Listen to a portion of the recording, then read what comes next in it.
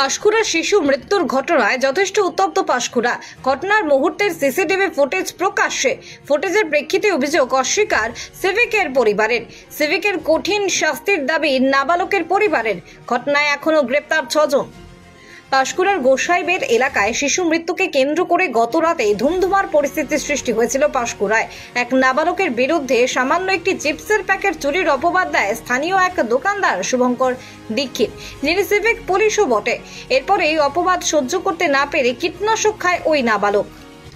গতকালকে তমলুক হাসপাতালে তার মৃত্যু হয়। ওই নাবালকের মৃতদেহ নিয়ে অভিযুক্ত সিভিকের বাড়ির সামনে বিক্ষোভ দেখায় গ্রামবাসীরা। এমনকি সিভিকের বাড়িও ভাঙচুর করা হয়। পাঁশকুড়া পুলিশের সাথেও বচসায় জড়ায় ক্ষুব্ধ গ্রামবাসীরা। এরপরে লাঠিচার্জ করে পুলিশ। এখনো পর্যন্ত ঘটনায় 6 জন গ্রামবাসীকে গ্রেপ্তার করেছে পাঁশকুড়া থানার পুলিশ। এরপরই প্রকাশ্যে আসে ঘটনার মুহূর্তে সিসিটিভি ফুটেজ। যে ফুটেজে দেখা যায় সাইকেল নিয়ে দোকানে আসে ওই নাবালক। সাইকেল দাঁড় করিয়ে দোকানের ভেতরে যায়, এরপরে কিছুক্ষণ পরে বাইরে আসে। অনেকক্ষণ খোঁজাখুঁজি করে দোকানদারকে কাউকে দেখতে না পেয়ে পড়ে থাকা চিপসের প্যাকেট তুলে নিয়ে চলে যায়। অন্য একটি ফুটেজে দেখা যায় কৃষ্ণেন্দুকে নিয়ে তার মা দোকানে আসে। সেখানে তিনি তার ছেলেকে শাসন করছেন, এমনটাও সিসিটিভি ফুটেজে প্রকাশ্যে আসে। সেই সময় ওই দোকানদারকে দেখা যায় ওই নাবালককে তিনি আগলে রাখছেন। শুভঙ্করের বাবা সূর্যকান্ত দীক্ষিত জানান তার ছেলে নির্দোষ। চক্রান্ত করে তাদের দোকানে তালা মেরে দেওয়া হয়েছে। পলাতক দোকানদারের স্ত্রী নিশা দীক্ষিত বলেন 200-250 জন এসেছিল, প্রত্যেকের হাতে বাঁশ লাঠি ছিল। ওরা বলে এর এক বাচ্চাকে নিয়ে আয়, বাচ্চাদের নিয়ে ভয় রয়েছে। তিনি আশা প্রকাশ করেন সঠিক বিচার হবে। তবে নাবালকের মা সুমিত্রা দাস তার ছেলের মৃত্যুর জন্য দায়ী করেছেন ওই সিভিকের পরিবারকে এবং কঠিন শাস্তির দাবি করেছেন তারা। গতকাল রাত্রি 8টা, 8:30 বা 7:30 এরকম সময় ওরা ডেড বডিটা নিয়ে আসে। এখানে এসে আমাদের এখানটায় ডেড বডিটাকে শুই দেয়, বাচ্চার ডেড বডিটা শুই দিয়ে প্রচণ্ড হামলা করে। দেখুন চারদিকে লাঠি, বাঁশ, রড, ডিজেল পড়ে আছে, পেট্রোল সব পড়ে আছে, দিয়ে হামলা চালায়। রুমের মধ্যে বাচ্চাদিকে নিয়েছিলাম আমরা মেয়েরা, ওরা রুমের ভিতরে লাইট দিয়ে আমাদেরকে খুব ভয় দেখিয়েছে। বাচ্চারা আর্তনাদ করছে বাঁচাও বাঁচাও করে। তখন বলছে ওরই একটা ছেলেকে টেনে এনে গলায় বিষ ঢেলে দে, দেখি ওর কি হয়। এইভাবে প্রচণ্ড হুমকি দিয়েছে। আমরা খুব ভয়ে ছিলাম। বাড়িতে আমাদের ছেলেরা সব একটু পাশাপাশি ছিল, বুঝতে পেরে গেছিলাম এরকম একটা কিছু হতে পারে, ওই জন্য একটু পাশাপাশি সরে গেছিলো। আমরা কাল থেকে খুব ভয়ে আছি। আমাদের বাড়ি ভাঙচুর হয়েছে।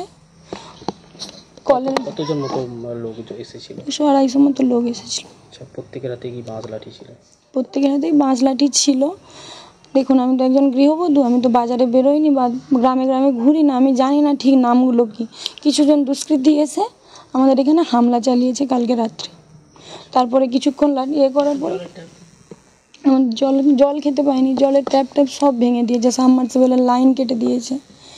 এখানে ট্রান্সফরমারে নামিয়ে দিয়েছিল, পুলিশরা আবার তুলে দিয়ে গেছে। কতটা ভয়ের মধ্যে রয়েছেন এই মুহূর্তে? আমরা বাচ্চাদিকে নিয়ে প্রচণ্ড ভয়ের মধ্যেই আছি। পুলিশ আমাদের সাথে রয়েছে, ওনারা আমাদেরকে আশ্বাস দিচ্ছে। আপনারা কি এই যে গতকাল আপনাদের বাড়িতে ভাঙচুর চালানো হয়েছে, পুলিশকে জানিয়েছেন বিষয়টা? পুলিশকে আমরা বিষয়টা জানিয়েছি। আমার শ্বশুরমশাই উনি ছিলেন এখানে যখন ঘটনাটা হয়, পাশাপাশি ছিলেন, উনি প্রত্যক্ষদর্শী এই ঘটনা। উনি যেয়ে কাল থানায় যেয়ে জানিয়েছেন, কমপ্লেন করেছেন। বলছি আপনাদের দোকানে কি তালা লাগিয়ে দেওয়া হয়েছে? হ্যাঁ, আমরা দোকান এখনো যাইনি, কিন্তু শুনেছি লোক মারফত দোকানে নাকি তালা ঝুলিয়ে দেওয়া হয়েছে। তালাটা কারা ঝুলিয়েছে? আমি তো ওই ঘটনার সময় ছিলাম না, আমি জানি না, আমি চিনি না অনেক লোককে বাজারে। বলছি বাজার কমিটির তরফ থেকে আপনাদেরকে কিছু জানানো হয়েছে? বাজার কমিটির তরফ থেকে এখনও আমাদের কোনো কিছু জানায়নি, আমরাও কোনো কিছু তাদেরকে এখনও জানাইনি। আমরা শুধু থানাতেই অভিযোগ দায়ের করেছি। কি মনে করছেন, ব্যবসা করে তো খান, এরপরে কি হতে পারে? সবই আমরা পুলিশের উপর ছেড়ে দিয়েছি, সঠিক বিচার হবে, যেটা হবে সেটাই মেনে নেব। আমার নাম নিশা দীক্ষিত। ঘটনা ঘটেছিল, আমার সন্তান ওদের দোকানে গিয়েছিল। দোকানিকে অনেকবার ডেকেছে, ডাকার পরে রাস্তায় চিপস দুটো পড়ে আছে দোকানের সাইডে। তখন সন্তান কী করেছে, চিপস দুটো গুঁড়িয়ে অনেকবার ডেকেছে, সাড়া দেয়নি, চিপস সন্তান নিয়ে চলে গেছে। এখন কিছুক্ষণ পরে কি ওর পিছনে ধাও করেছে, ধাও করতে ছুটি গেছে চোর করে। সেখানে যে সন্তানকে ধরে তাকে কান ধরে উঠবুস করিয়েছে, মারছে। তারপরে আবার বলেছে যে তুমি তোমার বাবা মাকে নিয়ে তুমি যাবে, আমি পুলিশ। তোমাকে দেখবে জেলে ধরে দেবো আমি বলেছে। বলে এবারে সন্তান তো আমরা জানি না, একজন এসে বললো যে সন্তান, তোমার সন্তান তাদের দোকানে চিপস একটা নিয়ে চলে গেছে। তা আমি তখন সন্তানকে খুঁজতে গিয়েছি, যে আসতে বলছে মা আমি বাবু তুমি কুরকুরি নিয়ে গেছিলে? বলছে হ্যাঁ আমি গুড়ি পেয়েছি মা। বলে তোমাকে ডেকেছে মা? আমি দোকানে গিয়েছি, দোকানে যেয়ে তখন দোকানে বলছে আপনার কাছে কি কুরকুরি নিয়ে গিয়েছিল আমার সন্তান? বলছে হ্যাঁ নিয়ে গেছিলো, আমি দোকান থেকে না নিচে পড়েছিল, আমি তাহলে পয়সা নিয়ে নিন। এখন আমার সন্তানকে গালে একটা হালকা করে একটু জন্মজন্মি পরের জিনিসে হাত দিয়েছে কোনো পড়েছিল যদি, আর সেই বলতে হাতে বলে দাও যে কাকুকে কাঁধ ধরে যে কাকু তোমার কুরকুরিটা গুড়ে নিয়ে যাবো, আমার ভুল হয়ে গেছে, দিয়ে দিলে ভালো হতো। এইটুকু বলে আমি সন্তানকে বাড়ি নিয়ে চলে এসেছি। ওর মধ্যে যে অতটা যে ওরা যে সেখানে চোর চোর করে যে খেতে যে শাসন করেছে আমি তাতে জানিই না। বলছি এই যে ধরুন আপনি বলছেন আপনার ছেলেকে শাসন করেছে বা চোর বলেছে, হ্যাঁ সেই সময় কি মানে আপনারা শুনেছেন বা বিষয়টা দেখেছিলেন? তখন দেখিনি। সন্তান যখন সন্তানকে তুলে নিয়ে যাই যে মা আমি চুরি করিনি রেখে গেছি, সন্তানকে যখন জিজ্ঞেস করি সন্তান তখন বলেছে যে আমাকে এই কথা বলেছে। মৃত্যু সঙ্গে পাঞ্জা লড়ছে সন্তান তখন বলেছে আমাকে সন্তান। আমরা তো জানি না যে এত সন্তানকে কষ্ট দিয়েছে, তাহলে তো আমি সন্তানকে বাড়ি রেখে দিয়ে যেতাম না। আর আমি জানি আমার সন্তানকে সুশিক্ষার জন্য আমি রেখেছি, তো সেখানে তাকে মারধরও করেনি বেশি। ঘটনা নিয়ে কোনো কমপ্লেন বা অভিযোগ জানিয়েছেন আপনারা? আমাদের মানসিক এখনও দেখছেন তো মানসিক অবস্থা ঠিক নেই, আমরা অবশ্যই ওর শাস্তি চাই, আমরা কমপ্লেন জানাবো। এই যে ধরুন গতকালকে একটা ঘটনা ঘটলো, আপনার ছেলের মৃতদেহ নিয়ে গিয়ে সিভিক ভলেন্টিয়ারের বাড়িতে গিয়ে বিক্ষোভ দেখালো এলাকার মানুষজন, ভাঙচুর পর্যন্ত চালালো, এই বিষয়টাকে আপনি কীভাবে দেখছেন? আমি দেখছি, আমি নিজে ভাবছি যে আমার সন্তানকে ওই 3টা কুরকুরির মূল্যে যখন আমার সন্তান যখন চলে গেল, আমি চাইছিলাম যে আমাকে এই 3টা কুরকুরির মূল্য আমার সন্তানকে ফিরিয়ে দেও। ওর জন্য বাড়িতে আমি নিয়ে গেলাম যে দাও আমাকে আমার সন্তান ফিরিয়ে দাও। 3টা কুরকুরির মূল্যে যখন ওই 3টা কুরকুরির মূল্য যদি আমি কুরকুরির দাম দিয়ে দেবো, আমার সন্তানকে আমার কোলে ফিরিয়ে দাও। আপনি কি গতকাল ওই ঘটনাস্থলে গিয়েছিলেন? না, আমি কি যাওয়ার মানসিক আমার আছে বলুন না আপনাদের? হ্যাঁ আপনার না, এই যে ধরুন আপনার ছেলেকে নিয়ে যাওয়ার পরে পুলিশের হাতে মার খেলো গ্রামের সাধারণ মানুষজন, কি বলবেন? এটা তো সব থেকে খারাপ, এটা সব থেকে খারাপ যে গ্রামের মানুষ আমার সন্তানের জন্য তারা ছুটে গিয়েছিল, যে এইটুকু নাবালক সন্তান তারা আত্মনাদ করে নিয়ে গিয়েছিল যে তুমি এরা এই কুরকুরির জন্য আজ বাচ্চাটা এরকম হয়ে গেছে, তাদের বাড়িতে নিয়ে গেছিলো। এই যে তারা মার খেলো, এটা আমি খুবই দুঃখিত। ওরা যারা যে মার খেয়েছে, পুলিশ যে লাঠিচার্জ করেছে, তাদের কাছেও তো আমার কিছু বলার নেই যে ওরা লাঠিচার্জ কেন করেছে, যে সন্তানের জন্য তারা গিয়েছে সবাই, তারা তো প্রত্যেকটা সন্তানের বাবা, এর জন্য তারা বিক্ষোভ হয়ে ছুটে গেল যে তুমি এই জন্য করেছিল, দেখো আজ কি হয়েছে, তাকে দেখাতে নিয়ে গিয়েছিল যে দেখো কি করেছে, দেখো কি হয়েছে, এটার জন্য ছুটে গিয়েছিল। তো এতে পুলিশ দিয়ে লাঠিচার্জ, সে তো একটা সিভিং পুলিশ, সে কি আমার বাড়িতে এসেছিল? আসেনি ছুটে যে এই সন্তান কুরকুরি নিয়ে চলে গেছে, অথচ তো সিসিটিভি রাখছে, সে সিসিটিভি দেখে কি ছুটে আমার কাছে এসেছিল না, কিন্তু আমার সন্তানকে চচ্চর করে ছুটে গেল।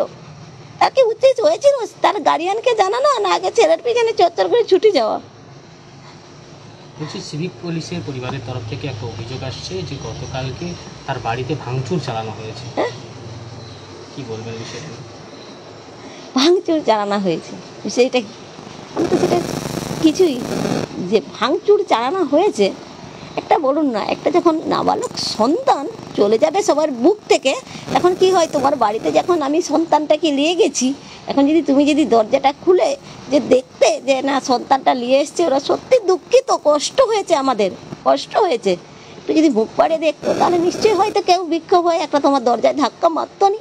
অবশ্যই দরজায় তারা ধাক্কা মারছে, দরজা তুমি দেখো নিশ্চয়ই লাগিয়ে রেখেছো, তো লাগিয়ে রেখেছো মানে দরজায় ধাক্কা মারছে যে আমি নিয়ে এসছে তোমার বাড়িতে সন্তানটাকে কুরকুরির মূল্যে, তোমরা দরজা গেট লাগিয়ে দিয়েছো, তোমার গেটে ধাক্কা মেরেছে, তার জন্য তো পুলিশ লাঠিচার্জ করছে, আমাদের জনসাধারণ যে গিয়েছে তার জন্য লাঠিচার্জ করতেছে। তো আজ এতদিন ছেলে আমার ভর্তি আছে, একদিনও আমাদের সামনে এসে বলেনি যে আমরা অনুতপ্ত এই ছেলেটা যেরকম হয়েছে, 4 দিন 5 দিন আমাদের বাড়িতে এসে বলছে অনুতপ্ত, একদিনও আমাদের সামনে যে এসে বসেনি তাকায়নি, যে ছাড়া দেয়নি, যে না আমি যে সত্যিকারের যে ছেলেটাকে এরকম করে নিয়েছে আমরা অনুতপ্ত আছি, একদিনও আসেনি।